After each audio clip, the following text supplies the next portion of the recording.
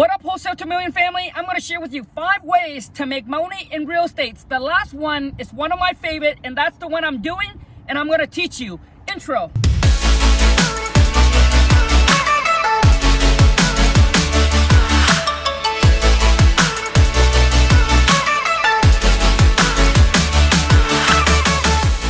This is probably the 5 common ways to make money in real estate that most people talk about, okay? Number 1 is becoming a realtor. When people think about real estate, majority of people think about becoming a real estate agent, right? They think like you have to get your license to be able to actually make money, all right, in real estate. Now, so when you become a real estate agent, obviously, you need to go get your license. You got to take a test. After that, what you do is you need to go find a broker, all right? You need to go find a broker that you work for. So yes, you do have a boss, okay? You do have a boss. You're gonna work under somebody, right? And the goal is to build up a team so other people out there getting listing, and you make commission off of them, and eventually, have your own broker. You have your own brokerage company. And the thing is that, most of the time as a real estate agent, when you're starting out, you got to sit a lot at open house. You got to go to a lot of open house. You got to sit there, and that's how you start building up your client. You know what I mean? Because you're going to have people coming in, people looking to buy properties, possibly people looking to sell their property. So you got to sit at open house. And so a lot of times your whole probably weekdays and weekends are just probably you're going to spend sitting at open house, networking, a lot of networking. As a real estate agent, man, I know a lot of agents, they do a massive amount of networking, right? Massive amount of networking. If you are going to become an agent, I highly recommend that you need to start your social media, right? Start building up your name, building up your brand, so that everybody out of your area should know about you.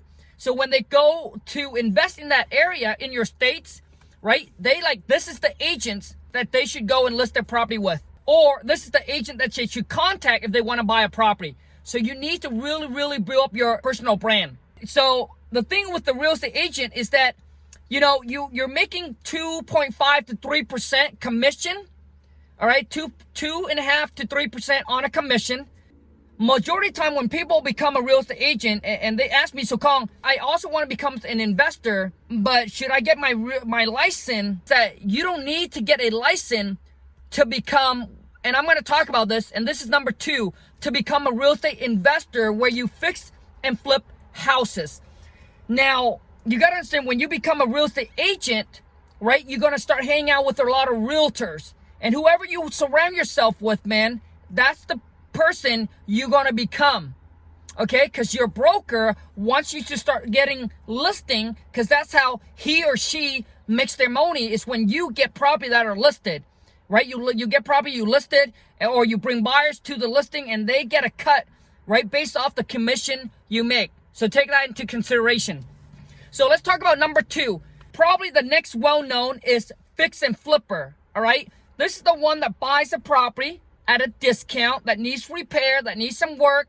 They're gonna go in, right? They have their construction crew, their handyman, right? Or maybe their general contractor looking for their flips. You gotta understand the amount of risk that is gonna be involved. So you do need some capital, all right? If you wanna become a flipper. Now, if you don't have any cash, then you have to start networking, and which I'm gonna talk about later for number 3, finding private money lender. Now, as a flipper, you got to understand that, you're buying the property. So there's a lot of risk involved, within the construction period. So you got to deal with city. You got to deal with permit. You got to deal with contractors, subcontractors. Once you fix the property up, then now you got to go and list the property. And you got to sell it to a traditional buyer.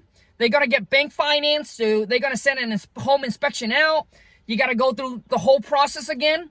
It typically takes, so if you're doing a full rehab, right, depending on how good you are when you're rehabbing, but on the selling side, when it comes to, now you got to connect with an agent. You're going to list that property, and it takes about 45, right? Quickest I've seen, probably 35 days, but 45 to 60 days to actually get that property sold, right? Because they got to go through bank financing. So it takes a long time, man. right? To get that money, to recoup that money back, and then go do it all over again. And the risk is that, hey, if the construction doesn't go so good, guess what happened? You're running over budget. I've seen people, man, running over budget and all of that.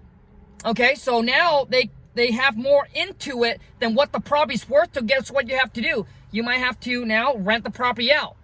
So there's a lot of risk becoming a flipper. So you got to make sure you stay on top of your numbers, stay on top of your construction crew. Number 3 is that you can become a private money lender. All right, you can become a private money lender. So these are the people that lend money to investor, to the flipper. All right, to become a private money lender, you probably have to have a good amount, a decent amount of cash to get ready to lend it out.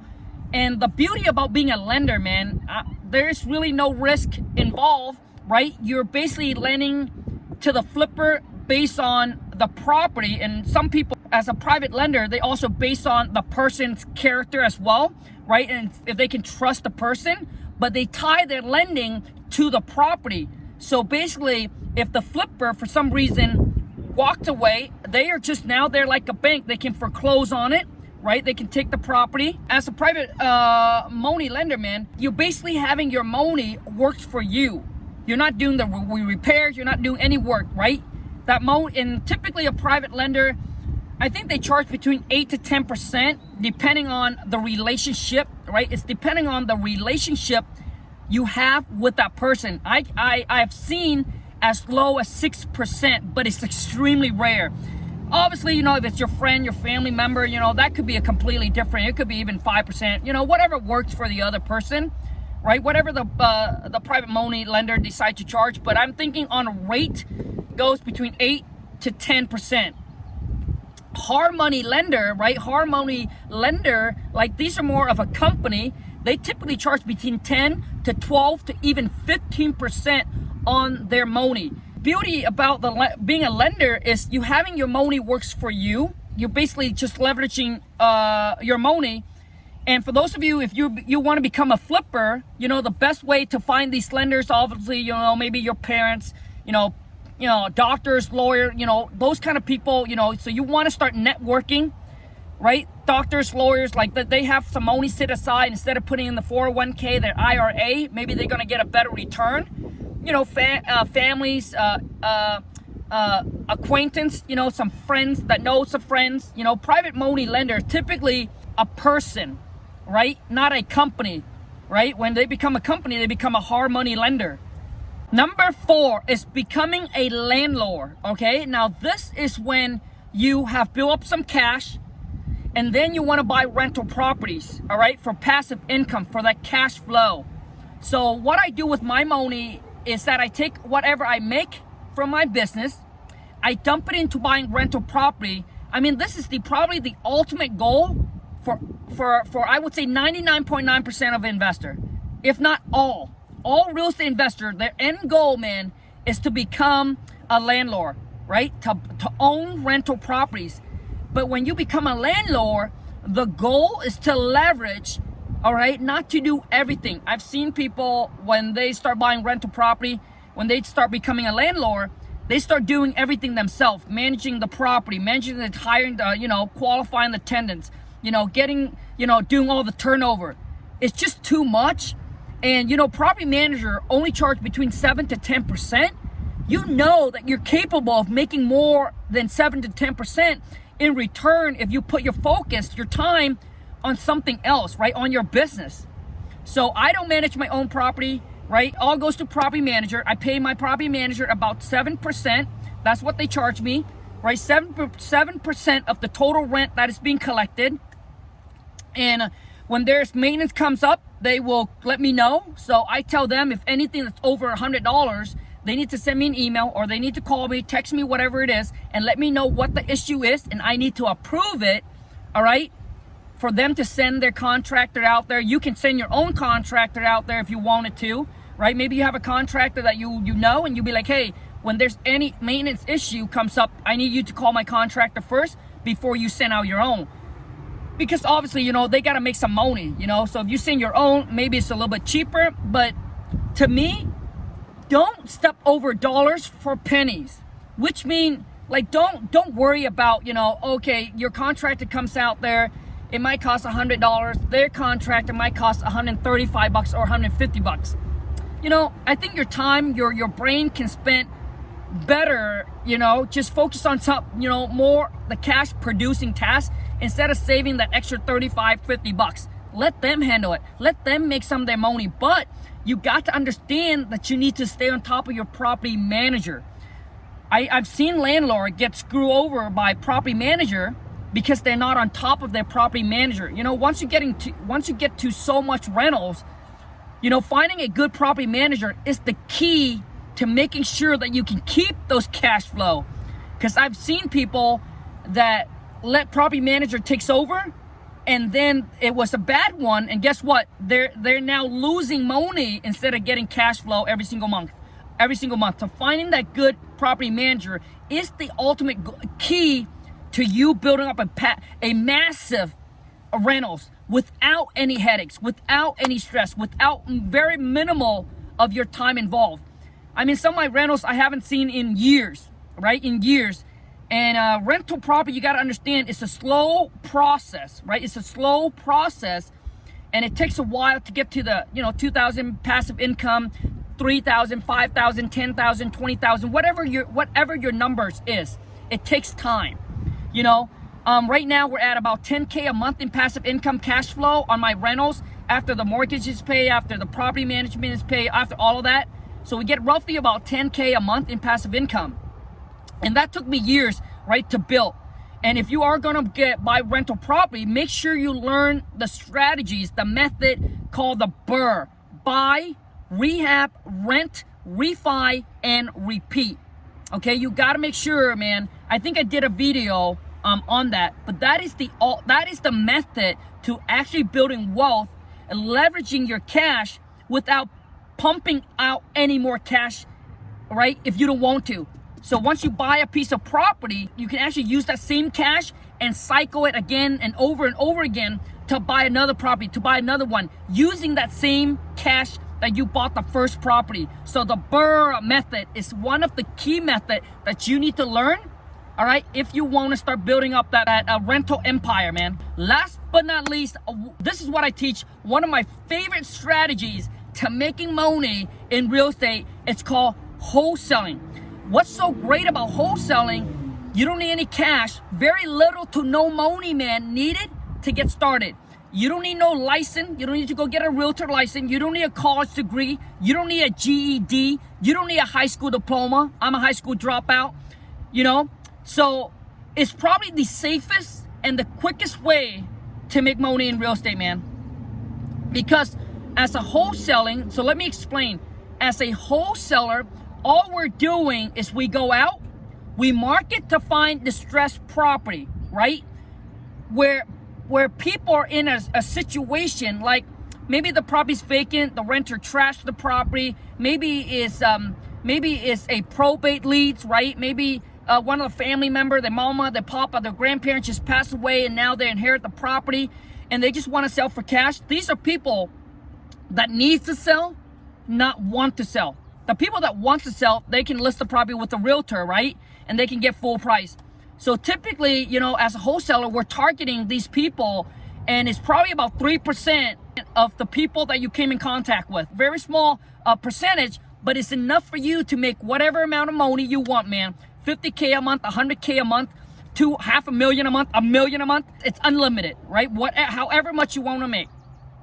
So right now we're doing about 100K plus per month. All right, just wholesaling. So wholesaling is you find distressed property and property owner, you negotiate with them, okay, using the formula ARV, which is after repair value, minus 30% discount, okay, minus whatever the repair on the property is, all right, minus whatever you want to make, that's equal your offer. Once you're able to lock the property up under contract with that homeowner, then guess what you do? Now all you do is that contract, it gives you equitable interest, which means you can take that contract and you can actually assign it, right, over to another buyers that's going to buy the property, not you, for a profit. Because so that contract gives you equitable interest. It gives you the rights to actually assign your rights to buy the property over to another person for a profit, 1,000, 5,000, 10,000, 50,000. We have done one wholesale deal that was over 100K, just one wholesale deal. And what I love about wholesaling is the quickest, man, to get cash. I have closed on a property within 7 days, within 5 days. When you fix and flip a property, you know, you fix it up, the time you fix it, and then you got to list it on the market. Then it takes another at least 30 to 45 days, sometimes even so 60 days to actually close on it so you can get your money back. But there's a lot of risk involved when you fix and flip.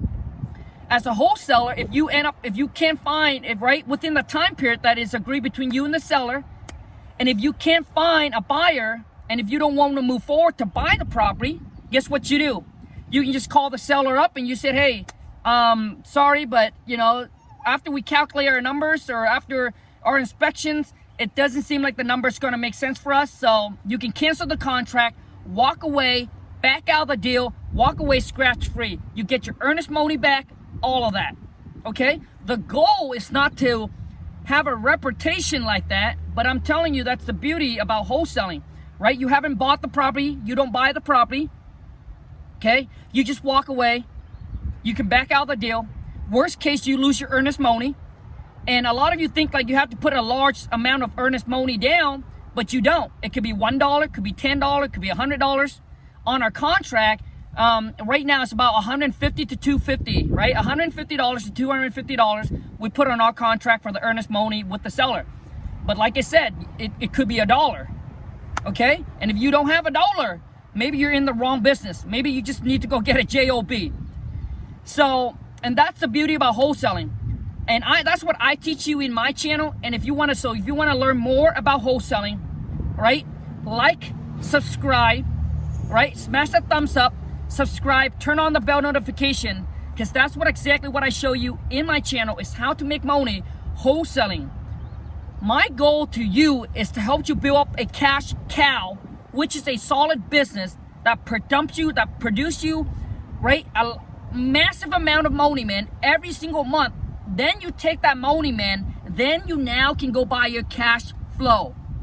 Most people get into the real estate and they start, you know, buying rentals too soon. You know what I mean? Like too soon. So what's going to happen is you're tying your money into the rental, which is going to slow you down from building that business. You see, the business, when it's starting out, it needs to be fuel.